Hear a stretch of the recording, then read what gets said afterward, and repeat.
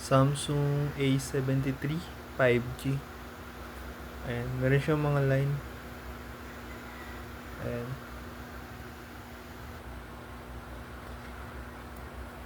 Ang Samsung A73 5G ay ang screen niya ay Super AMOLED.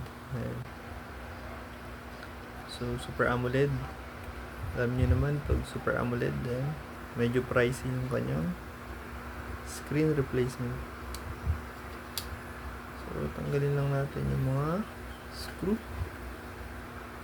sa mainboard, screw sa charging board, and then yung kanyang main flex connector.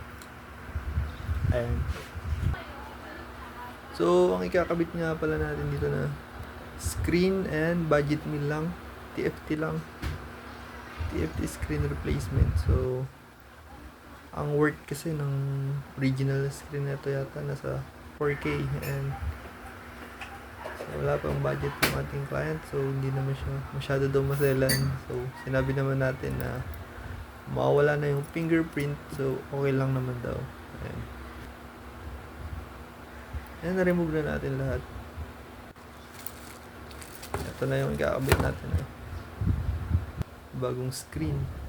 TFT lang po ito. Ayan.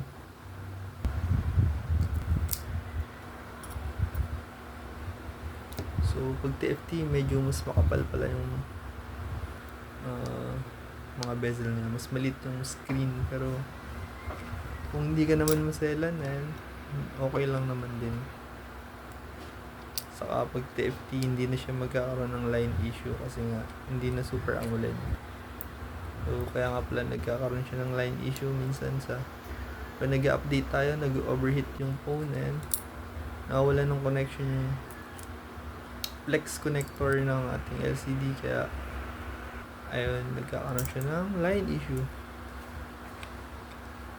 Ayan, balik lang natin yung mga cover, balik natin yung screw natin siya pabalik. Ayan.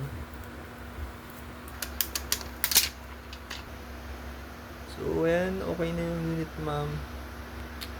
So, mga gusto magpa-repair, message lang po.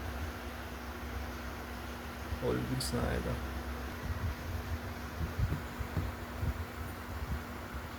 Ay,